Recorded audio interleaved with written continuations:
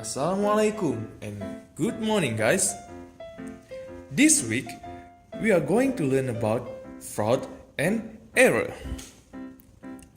First of all, we're going to talk about definition. Fraud is a broad legal concept regarding material misstatement in the financial statement. Now, under ISA 240, fraud is an intentional act by one or more individuals amongst management, employees, or third parties, people who are charged with governance, whereby it involves the use of deception to obtain an unjust or illegal advantage. They are like the bad people in the movies. Meanwhile, definition of error, it is an unintentional misstatement arising from fraudulent financial statement, where it might involve omission of an amount or no disclosure or etc. As a summary, they are careless when preparing accounts. Now, we proceed with types of fraud. There are two types of fraud, which is misstatement arising from fraudulent financial report, where the company might overstate revenue or assets and understate liabilities.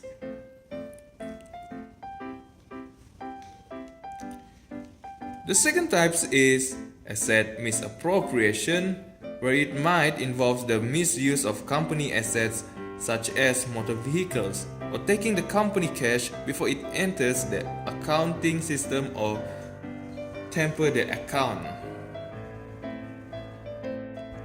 Next, how do we assess the risk of fraud?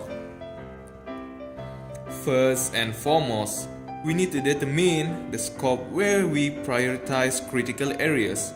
For example, the risk in survey is greater at the sales.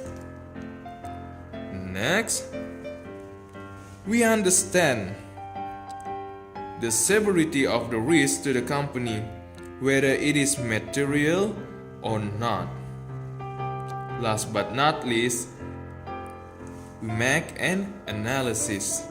Focus on the specific findings and provide recommendation. For example, the risk is at the payment counter, so we add supervisor to monitor the staff. Now, what is the factors that cause people to commit fraud? It states that it depends on the capability or personal traits of that person, together with the presence of pressure, opportunity, and rationalization for fraud to occur. This is the fraud diamond diagram. Let's take this for an example. Survey supermarket. Survey supermarket does not implement proper control at the cashier counter. Thus, it provides opportunity for the cashier to steal some money. The cashier, before stealing, will think of the incentive for them to commit fraud, where in this case they will get money. Now, in terms of capability, since they are the cashier, they have full control of the cash machine. In terms of rationalization, the cashier will try to think that it is okay to steal because he is living a hard life, therefore it is okay to steal some money from the company. So what is the responsibility of the management and auditor in regards with this fraud and error? In terms of management, they must take reasonable steps to prevent and detect fraud and error within the company. The management must establish a proper internal control system, account system, and an internal audit function. On the other hand, the auditor must express an opinion whether the financial statement of the company is of true and fair view. They must provide reasonable assurance that the financial statement is free from any material misstatement. Therefore, they must maintain professional skepticism. Finally, reporting responsibilities. The auditor have a reporting responsibilities to the management, where the auditor must communicate factual findings. For example, they detect fraud, although it's immaterial, it must be reported to the management. Next, the user. If the company has a material misstatements, and are not properly corrected, the auditor must provide a qualified or unqualified audit opinion so that the user will know the performance of the company. Last to the regulatory, in certain circumstances, the auditor may report financial error to a third party if the company has rejected to correct any material misstatement or has committed any offense. Okay, so that's all for fraud and error. Hope you guys learned something new today.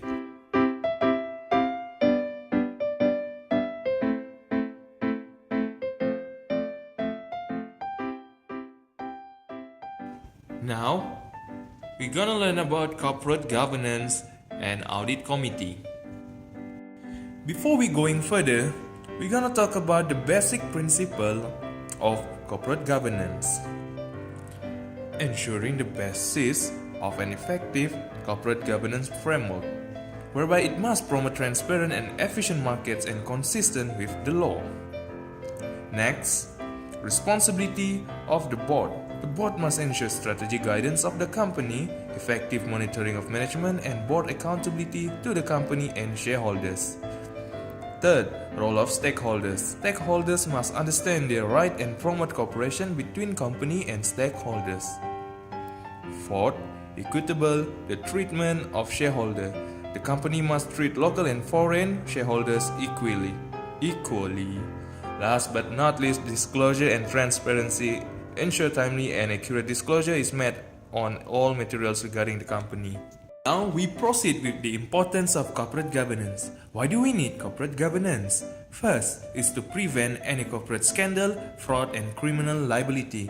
Next is to enhance the company's image in the public eye since it provides assurance in terms of internal control. Third, keeps the company on being honest and stay out of trouble. And at the same time, protecting the stakeholders' interests. What is the director? Responsibilities to ensure good corporate governance. The directors must observe and foster high ethics in the company since they are the head of the company. Next, they must disclose any conflict of interest and must be responsible for any information in the company. Last, they must also be evaluated and be transparent, fair, and consistent in terms of remuneration policy. This is the structure of audit committees. We can see that the audit committee is placed higher than board of directors since the main purpose is to serve for the best interest of shareholders. The roles of audit committee is to assist directors in discharging their statutory duties and responsibilities, at the same time monitoring company activities and support the internal audit. Audit committee can also provide public confidence and increase board satisfaction. Benefits of audit committee. It is to improve financial practices and reporting where audit committee review, monitoring, directing and facilitate communication in the company. Audit committee also able to prevent fraud since they will play an active role to ensure effective ethics and establish government code of conduct. Other than that, they are also able to develop the internal audit function since the audit committee can work hand in hand and at the same time review the activities of internal audit. Finally, audit committee can enhance the audit function since they are able to ensure independence maintained on external auditor. However, there are also disadvantages of having audit committee. First, is the lack of knowledge. Since mostly audit committee are directors of the company, therefore they might have no knowledge regarding audit. Other than that, it is too expensive to implement since they need to appoint a non-executive and independent members to act as an external consultant. Therefore, the company will incur additional costs in terms of hiring someone who is knowledgeable and expert at that field. So, that's all guys. Thanks for watching.